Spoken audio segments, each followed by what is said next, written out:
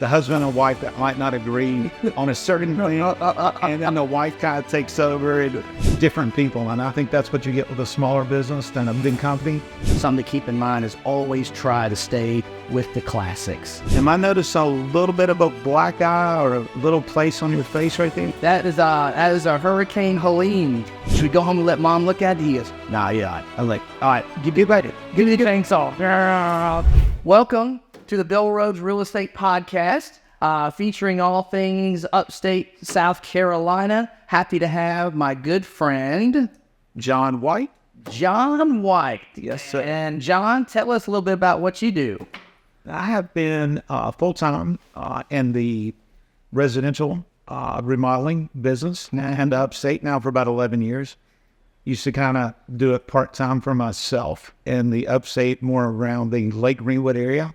Did that for about 18 years and decided that it was something up my alley and got my license and have been up here taking care of clients in the upstate now since 2004, 2005. Yeah, that's good. Well, actually, it's more than 11, 12. That's more than, yeah. It's like going on 20 years. All of a sudden, you're like, time flies, right? Yeah. It's like 1992 was only like about, 10 or 12 years ago. Well, I lost 100 years with COVID that I forgot about. That's right. That's right. We can. Yeah. So tell us so your company's called Black Tie Construction. Tell us some of the things that you specialize in doing for clients. We like to specialize in more of the high-end remodeling. We don't do new construction per se, even though we can. We concentrate on room additions, outdoor structures. That is kind of a big trend in the upstate these days. Probably throughout the country, but definitely here. Well, definitely since COVID, everybody wanted their outdoor space. And that indoor-out living is definitely the number one trend that we see. It's always been kitchens and baths. Right. Has always been a staple, but that indoor-outdoor living, sunrooms, screen-in porches, outdoor fireplaces, patio areas where people can congregate and they have that entertainment space. Yeah. We do a lot of that. And of course, we still do kitchens and baths. We could do electrical, plumbing, the basics that people can have to come into us for. Yeah. What kind of project would you say out of everything is more like your favorite to do? The outdoor spaces are more my favorite because the turnaround time is a little easier. Once you get on the inside and you're doing, per se, a bathroom, there's a lot of different moving parts because you've got electrical, you've got plumbing, you've got sheetrock, you've got tile work, you've got fixtures, and then you have that backlog of ordering those specific items, and then you get the husband and wife that might not agree on a certain thing, and then the wife kind of takes over, and she's like, oh, no, I want this more. I changed my mind after you ordered something. Right. When you're on the outside, it seems like it just moves a little smoother. But you got a day to day, the old adage about the duck that swims across, but underneath you don't see his little feet just going like crazy. I feel like that sometimes in the real estate business. A lot of the stuff that we do behind the scenes, the client doesn't actually see. So you mentioned like the husband and wife and in the middle of the thing, okay? Right. What would you suggest, okay? And maybe this is putting you on the spot, but as a husband and wife, before you go into a reservation, let's say, what is something that you think a husband and wife should start to agree upon? Would it be budget, timeline? Well, for idea, give us some idea what you think that me, it's who the overall decision maker is. So who? That way, I don't decision maker. Both people there to make every decision. Yeah. Usually, one will be like, I'm going to write the bill, and usually she's going to make the decision. Okay, so I'm working with. The wife normally takes the design elements, as the husband usually writes the check. If it's an interior project. Yeah.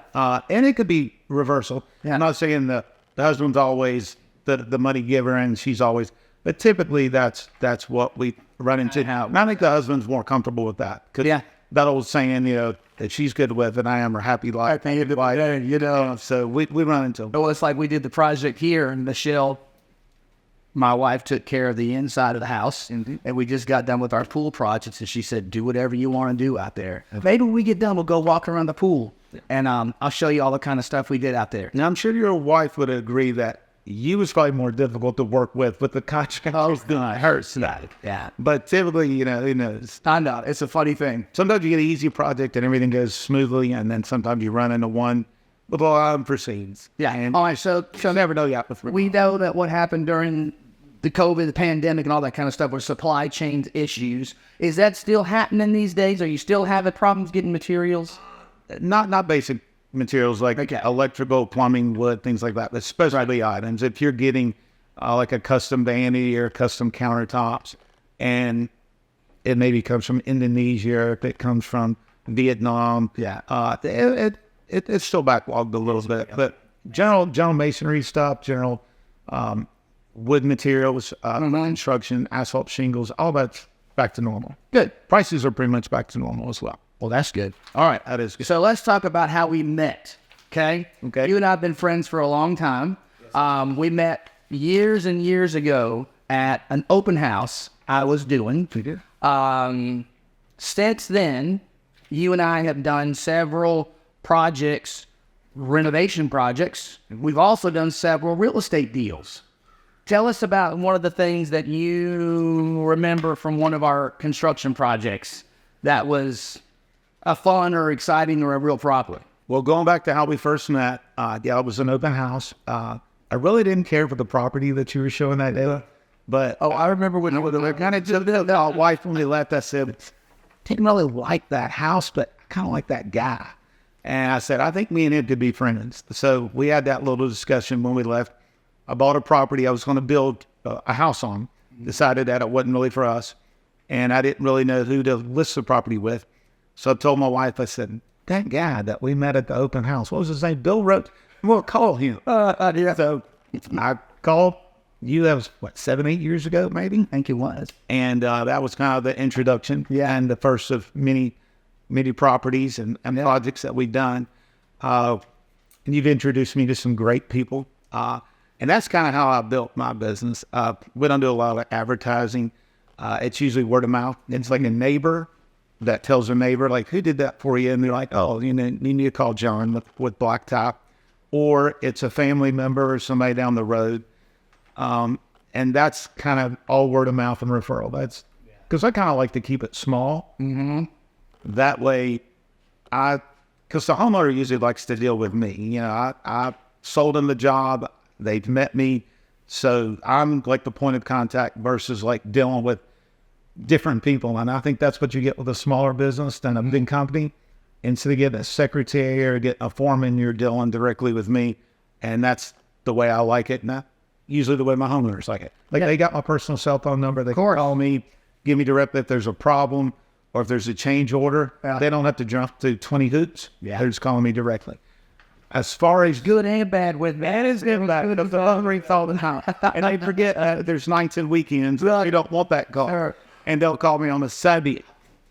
Something just hit me and I think we want to do this. I'm like, well, can I call you tomorrow morning? Mm-hmm. Yeah.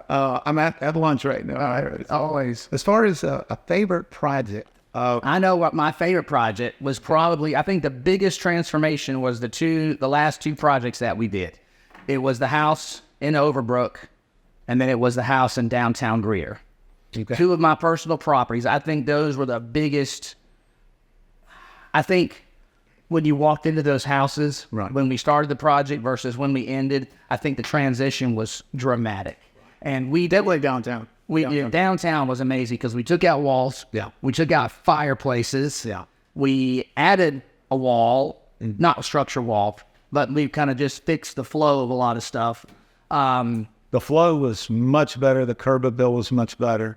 And I know you had a tighter budget on that than you normally do on some projects. And we might have went over a little bit, but we still kept it in a number and gave it a big difference from start to finish. Yeah. And on a fast timeline, I think we were pretty good on that project. Speaking of that, so as a contractor, what would you say would be some of the biggest renovation projects that people can do to get the biggest bang for their buck? Always, and this, and resale value is and it'll always be kitchen and bath. Yeah. Because the homeowner comes in, and if they're looking at 3 properties, the deciding factor is going to usually be the flow and function of the kitchen or the bathroom. Yeah. And now it's kind of turned it into the bathroom closet. You know, if you've got a house with a tiny closet versus like a big, nice walk-in with a lot of shelving, a lot of storage, that's a bigger trend because it seems like more people are getting more stuff. Yeah. I'm So seeing they like storage,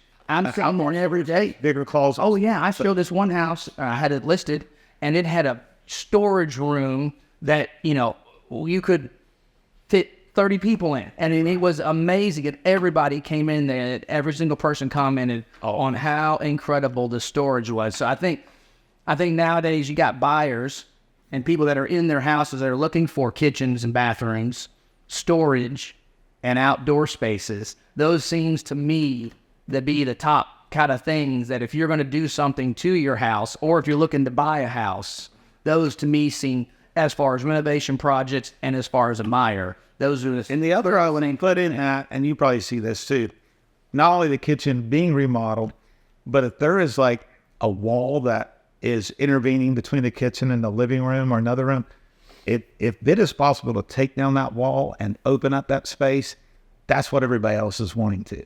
They want that nice flow in where you could entertain and have family and friends over in that, because everybody always congregates in the kitchen. Oh, we know. Always. So if that living room and kitchen and outdoor area all has a nice flow, that seems to be the trend that all of our homeowners are kind of going to, if it's in their budget. Yeah. They want it to happen. If we can make it happen, they'll usually move forward. Another trend I've seen is tan is back.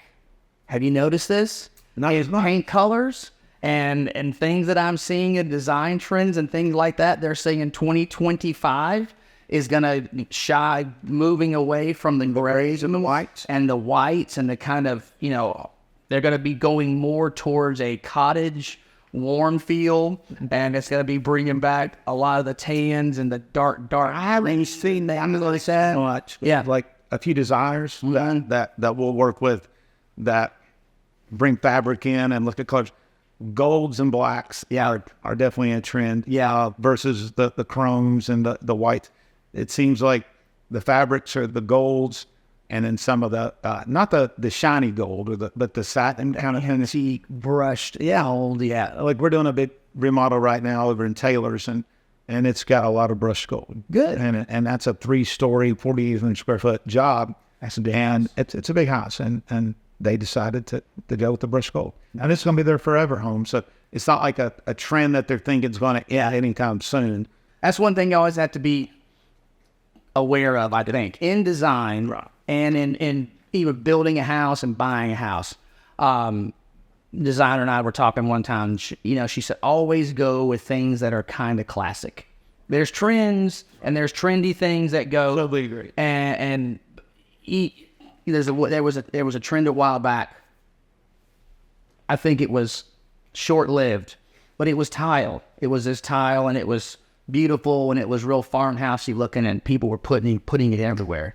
And I think in 3 or 4 or 5 years, people are going to wake up and go, God, that tile is just so dated looking. So I think if you're going to renovate, something to keep in mind is always try to stay with the classics, because then you're not going to be redecorating. But of course, everything comes and goes. It comes and goes. And the one thing I'll try to recommend or just throw out to the homeowner is, even though you're the one spending the money in the budget right now, you got to think about your resale value as well. Mm-hmm. Don't make it so specific to you that it's not going to appeal when you do need to sell. Because you might think it might be your forever home, and life changes. You could lose your job, you could get relocated, death in the family. So if you need to sell that property, it needs to not only appeal to your taste, but other people's taste as well. That way you can move it, and they enjoy the improvements you've made, and you get the most bang for your buck. You don't want to spend $50,000 and then get any of that back when you go to sell it. Right. You want to try to maximize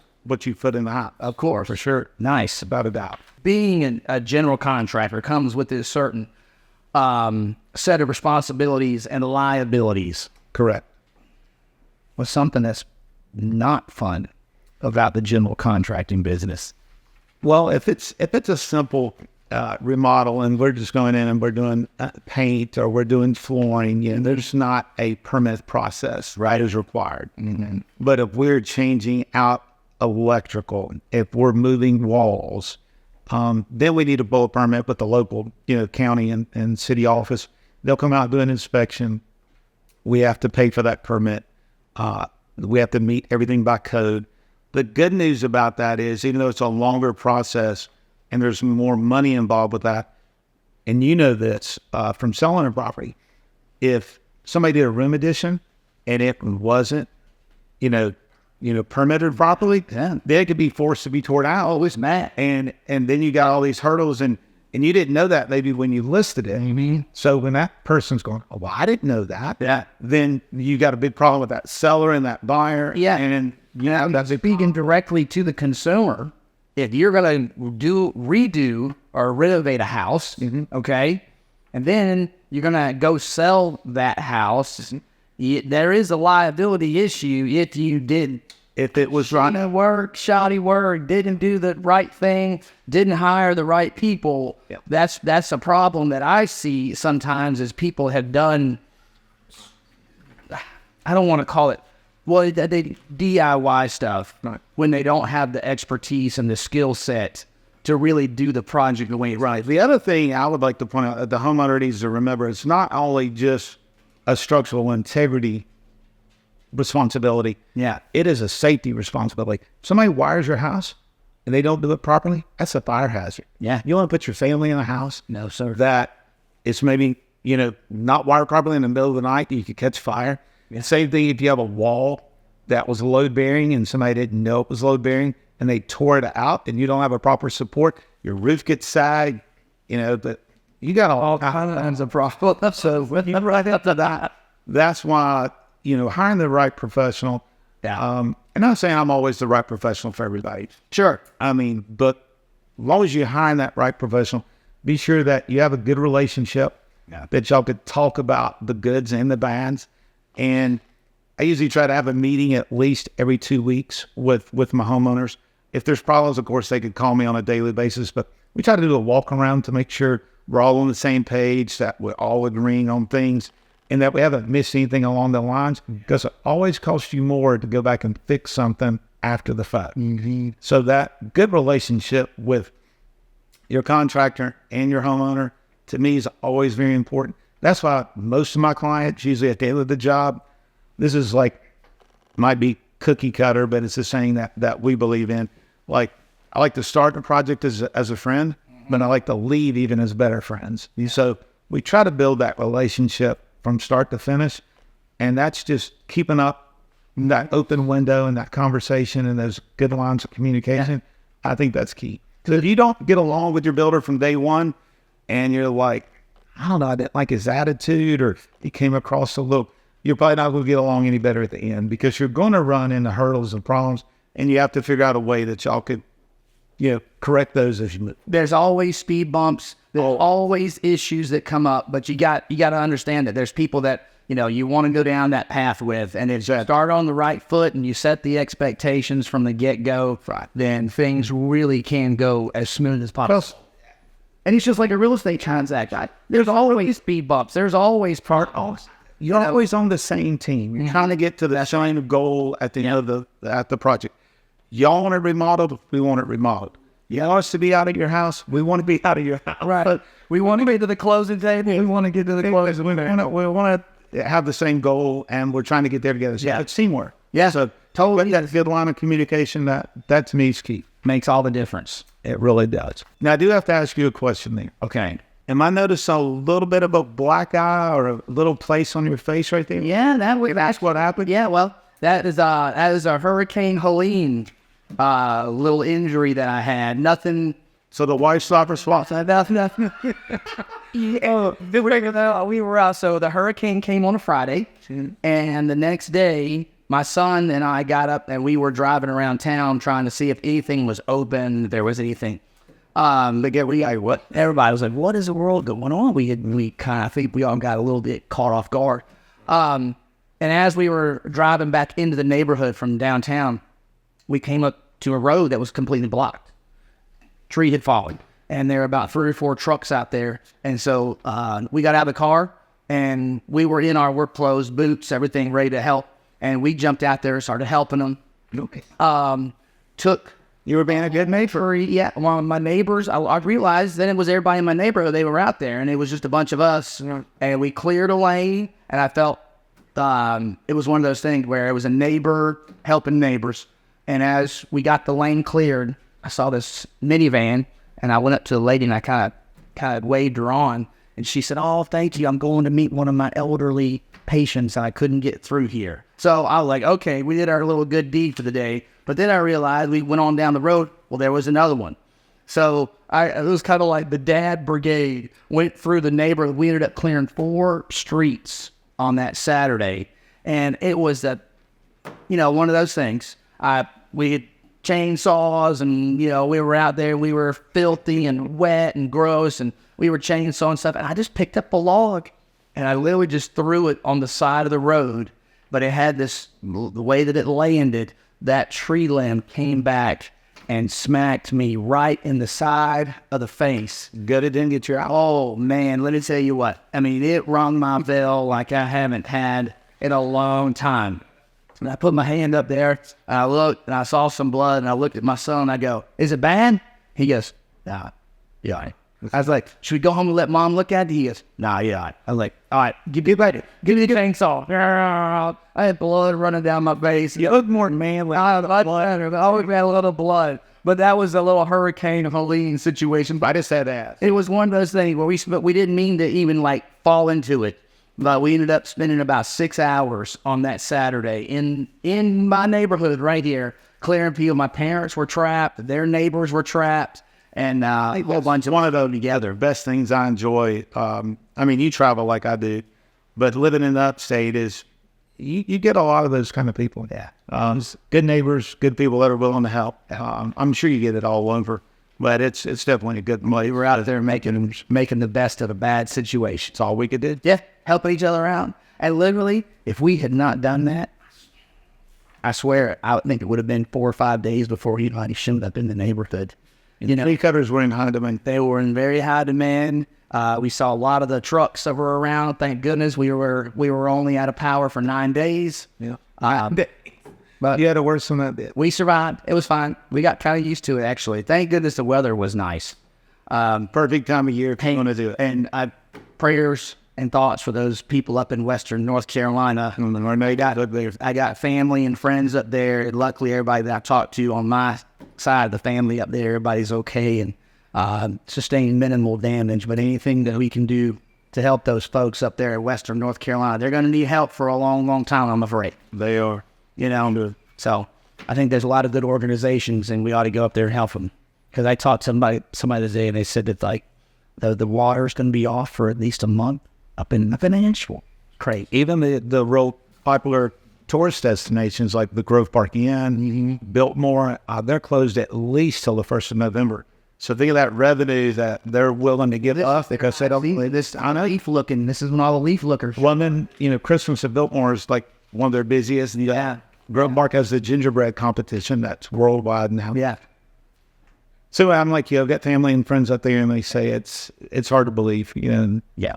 Who would have thought we had a hurricane in the North Carolina or the Western North Carolina? It's nuts.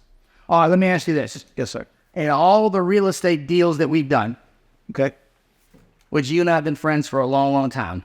We've done a bunch of renovation projects together. We've done a bunch of actual real estate deals. What would you say was your best real estate experience that we've done so far? I could tell you the worst. Or tell me. Well, it was actually the best and the worst. Okay. Together. Well, let's hear it. Let's hear it. Well, you sold our property at Chatelaine in Castellon, which is over on Thornblade golf course, number 15.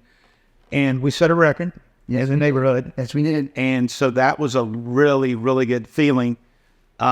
We were very attached to that property, especially my wife, because she worked so close to there. And it was gorgeous. And it was absolutely just spectacular. And we sold it in 3 days. So it was a really quick, easy sell. But then the property that we'd signed a contract on in Simpsonville to purchase, to move out of that home, it was a husband and wife going through a divorce. And I'm sure you run into this. Doing what you do to get both of them to the table and agree we thought we had a closing date, and remember it got pushed back. The husband showed up at closing, the wife didn't. Yeah. So we were on pins and needles for like 10 days. We just sold our house. Our new purchase might go through, it might not. Me and you were looking at plan Bs, Yeah. and looking for a secondary place to go because I didn't want to fall out of contract over here. So at the ninth inning with 2 outs, the wife decides to sign on the last day and at like 4 o'clock. Hour, Yes, it was so nerve-wracking for me. So Yeah. I had a very high-end, great experience on the sell of the home because the gentleman that bought it was very happy.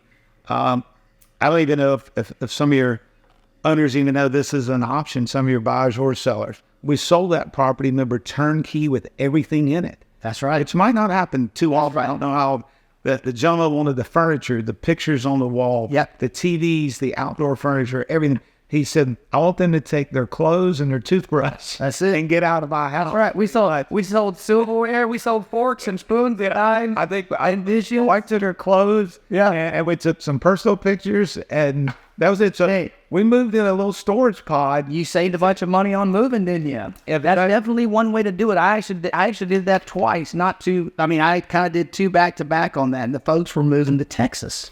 And it was the same kind of thing. People walked in and said, we love the decor. We want to buy everything. Well, guess what? When my folks went to Dallas, so they got a storage unit and saved a whole bunch of money and didn't have to move their stuff. And it was really, that's a pretty amazing thing that you had the good and the bad all in one transaction. Yeah, honestly, the best experience is the best and the worst. That was one deal, but it happened at the same time. Yeah, But one deal, 2 different houses. And it was the best experience we've had together. Yep. And really the worst experience. Yeah. And it wasn't anything on my end or your. Well, it's something that we couldn't control. We couldn't control that. We had people on the other side that were, and that's one of the things. We got it done. Well done. That's the thing. It goes back to what we said earlier. You got to have people that are always working towards the same goal. Right. And if you got somebody over here that's not working towards the same goal, that's when problems arise. And everything that we do, me and my friend and the agent that you are, is at the 11th hour in the 9th inning, or however we want to word it, we had a plan B. We had found another property that we were going to put an offer in the very next day and be aggressive to get us another home. So we had found an option. Sure. Only, 2.5 miles from the house that we ended up purchasing. It was still in the same town. Yeah. And as far as the other house that we sold turnkey, you've met my wife, and you know she likes to shop. Yes. So buying new furniture, and new artwork and new stuff, it's like, now I get that you just go spend some more money and you got to shop it again. So it worked out this fun. Well, good. It did. It worked out. That's good. Yeah. Well, thank you for being here today. That was a lot of fun. Kind of revisiting some of the old stuff that we've done, all the stuff that we've done over the years. Sure, we left a lot out. Well, that'll be the next time. The next time we did is we got plenty more stories to tell. Because we had a unique experience up at Keeley, Backwater Landing. That was the neat project. And Greer, both of our projects in Greer, the one that you did for me and the one that we're going to do for you and that kind of thing. Yeah. We had a lot of fun stuff. We've done a lot of good deals together. We're going to do a lot more in the future. Thank you for taking time out of your day. Thank you for having me. Hang out. Again, this is my good friend John White, Black Tie Construction. If people want to get a hold of you, how can they find you? Well, they could reach out to you. Okay. Yes, dude. I'll get in touch with them. Yeah. But no, we have a just regular Google. Nothing too fancy. All right. Or I can give out my phone number. Okay. If that's okay. Well, they can just reach out to me. You can shoot me a direct message. People can direct me, and I'll connect you with that. That'll be easy. That's part of the things that I do as a real estate agent, is connect clients and contractors and everybody that, kind of put the whole thing together, help people out. Get one of the first things I ask when somebody calls is, how was we referred to you? Yeah. How will we refer? And it usually is from someone like yourself, or another agent that we've worked with. Yeah. Probably.